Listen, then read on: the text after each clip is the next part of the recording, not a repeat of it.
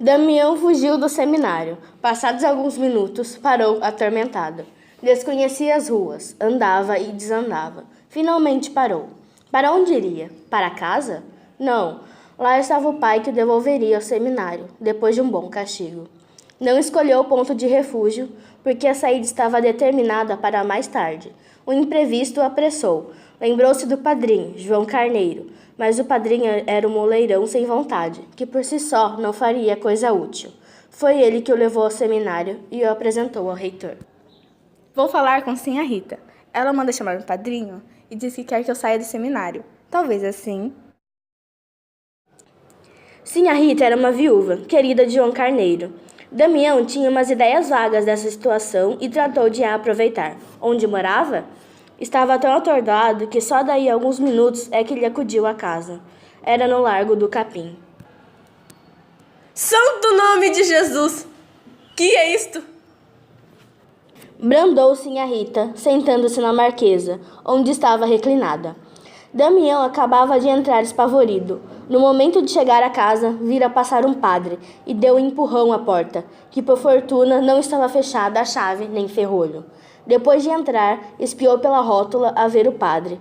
Este não deu por ele e continuou andando. Mas que é isto, senhor Damião? Que vem fazer aqui? Damião, trêmulo, mal podendo falar, disse que não tivesse medo, não era nada, e ia explicar tudo. Descanse e explique-se. Já lhe digo, não pratiquei nenhum crime. Isso juro, mas espere. Sinhá Rita olhava para ele espantada, e todas as crias, de casa e de fora, que estavam sentadas em volta da sala, diante das suas almofadas de renda, todas fizeram parar os biuros e as mãos. Enquanto o rapaz tomava fôlego, ordenou às pequenas que trabalhassem e esperou. Afinal, Damião contou tudo, o desgosto que lhe dava o seminário. Estava certo de que não podia ser bom padre. Falou com paixão, pediu-lhe que o salvasse. Como assim? Não posso nada. Pode, querendo. Não me meto em negócios de sua família, que mal conheço. E então seu pai, que dizem que é zangado. Damião viu-se perdido, ajoelhou-se aos seus pés, beijou-lhe as mãos, desesperado. Pode muito, Sinhá Rita. Peço-lhe pelo amor de Deus, pelo que a senhora tiver de mais sagrado, por alma de seu marido, salve-me da morte, porque eu mato-me se voltar para aquela casa. Sinhá Rita, lisonjeada com as súplicas do moço, tentou convencê-lo de que o melhor a se fazer era voltar ao seminário. Não, nunca! Replicava, abanando a cabeça e beijando-lhe as mãos, e repetia que era a sua morte. Sinhá Rita hesitou, ainda muito tempo. Afinal, perguntou-lhe, por que não ia ter com o padrinho? Meu padrinho? Esse ainda é pior que meu pai. Não me atende. Duvido que atenda alguém. Não atende? Interrompeu Sinhá Rita. Ora, eu lhe mostro se atende ou não. Chamou o moleque e bradou-lhe que fosse à casa do senhor João Carneiro chamá-lo, e corresse dizer-lhe que precisava muito de lhe falar imediatamente. Damião suspirou alto e triste. Ela, para mascarar a autoridade com que dera aquelas ordens, explicou ao moço que o senhor João Carneiro fora amigo do marido. Depois, como ele continuasse triste, encostado a um portal, puxou-lhe o nariz, rindo. Ande lá, seu padreco. Descanse, que tudo se há de arranjar. Sinhá Rita tinha 40 anos na certidão de batismo e 27 nos olhos. Quis alegrar o rapaz e, apesar da situação, não lhe custou muito. Dentro de pouco, ambos eles riam. Ela contava-lhe anedotas e pedia-lhes outras, que ele referia com singular graça. Uma dessas esturdia, obrigada a trajetos. Fez a rir a uma das crias de Sinhá Rita, que esquecera o trabalho, para mirar e escutar o moço. Sinhá Rita pegou-o de uma vara que estava ao pé da marquesa e ameaçou-a. Lucrécia, olha a vara! A pequena baixou a cabeça, mas o golpe não veio. Era uma advertência. Se à noitinha a tarefa não estivesse pronta, Lucrécia receberia o castigo como de costume. Damião olhou para a pequena. Contava 11 anos. Ele reparou que tossia, mas para dentro, a fim de não interromper a conversação. Teve pena da negrinha e resolveu apadrinhá-la, se não acabasse a tarefa.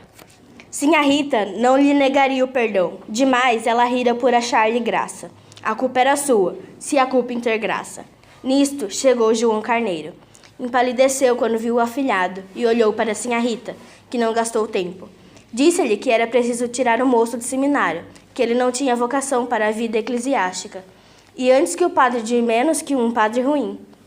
Cá fora também se podia amar e servir a Nosso Senhor. João Carneiro, assombrado, não replicou durante os primeiros minutos. Afinal, abriu a boca e repreendeu o afilhado por ter vindo incomodar pessoas estranhas. Em seguida, afirmou que o castigaria. Castigar por quê? Vai falar com seu compadre. Não afianço nada. Não creio que seja possível. Há de ser possível, afianço eu. Se o senhor quiser, tudo se há de arranjar. Peça-lhe muito que ele cede. Ande, senhor João Carneiro. Seu afilhado não volta para o seminário. Digo-lhe que não volta. Mas, minha senhora... Vá logo! João Carneiro não se animava a sair, nem podia ficar. Estava entre um puxar de forças opostas. Não lhe importava, em suma, que o rapaz acabasse clérigo, advogado ou médico, ou outra qualquer coisa, vadio que fosse. Mas o pior é que lhe acometiam uma luta ingente com os sentimentos mais íntimos do compadre, sem certeza do resultado. E, se este fosse negativo, outra luta com Sinhá Rita, cuja última palavra era ameaçadora. Digo-lhe que ele não volta. Tinha de haver por força um escândalo. João Carneiro estava com a pupila desvairada, a pálpebra trêmula, o peito ofegante. Os olhares que deitava Sinhá Rita eram de súplica, mesclados de um tênue raio de censura. Por que não lhe pediu outra coisa? Por que não lhe ordenava que fosse a pé, debaixo de chuva, a Tijuca ou Jacarepaguá? Mas logo persuadir ao compadre que mudasse a carreira do filho. Conhecia o velho, era capaz de lhe quebrar uma jarra na cara. Se o rapaz caísse ali, de repente, apoplético, morto, era uma solução. Cruel, é certo, mas definitiva. Então, Insistiu Sinhá Rita. Ele fez-lhe um gesto de mão que esperasse. Coçava a barba, procurando o recurso. Deus do céu! Um decreto do Papa dissolvendo a igreja, ou, pelo menos, extinguindo os seminários, faria acabar tudo em bem.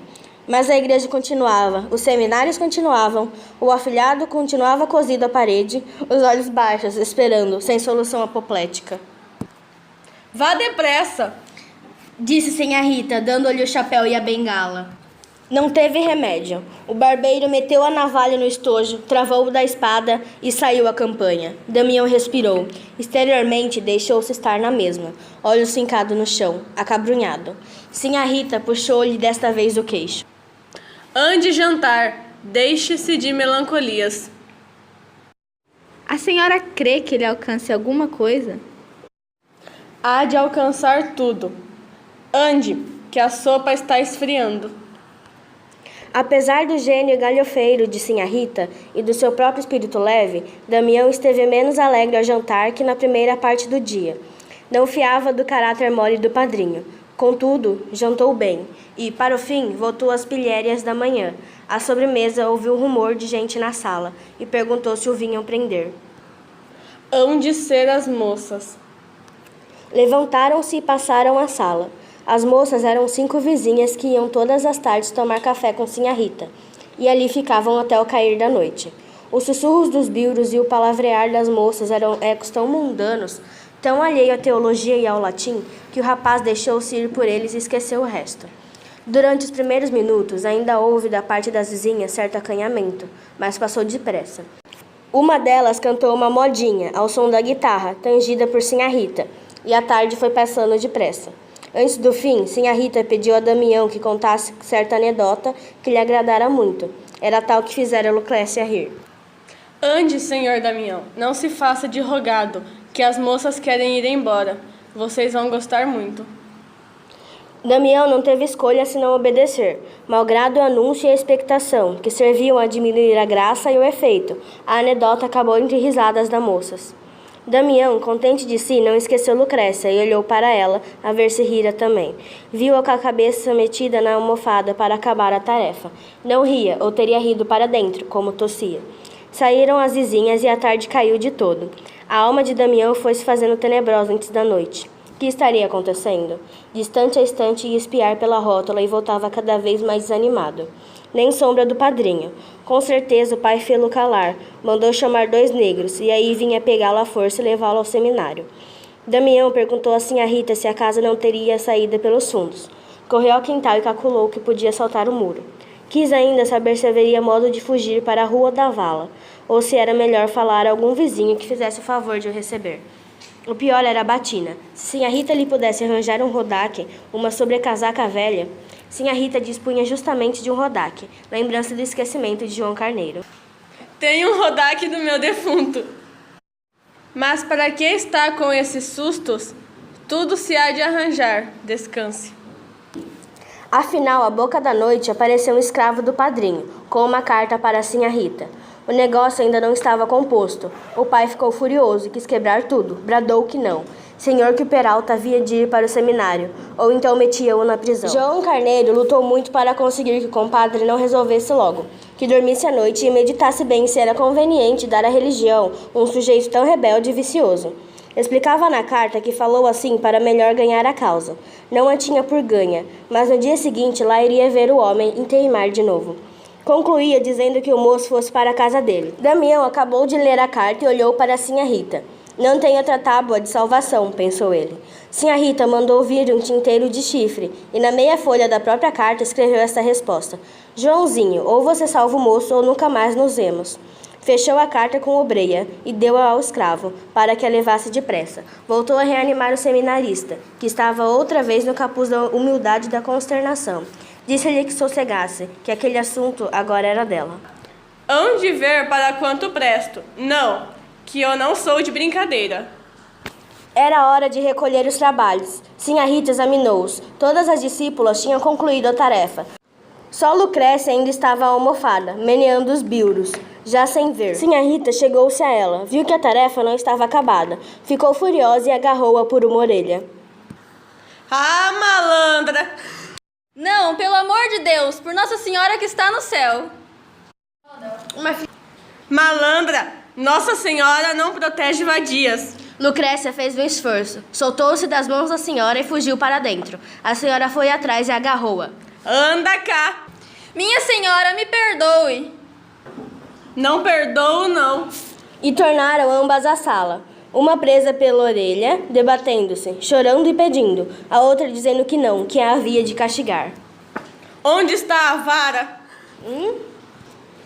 A vara estava à cabeceira da marquesa, do outro lado da sala. Sinhá Rita, não querendo soltar a pequena, bradou a seminarista. Senhor Damião, dê-me aquela vara, faz favor.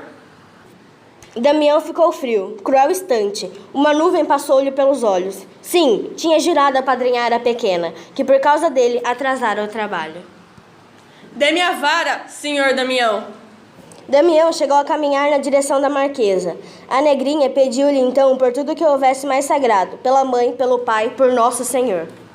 Me acuda, meu senhor moço. Sinhá Rita, com a cara em fogo e os olhos esbugalhados, instava pela vara, sem largar a negrinha, agora presa de um acesso de tosse. Damião sentiu-se compungido, mas ele precisava tanto sair do seminário. Chegou à marquesa, pegou na vara e entregou a Sinhá Rita.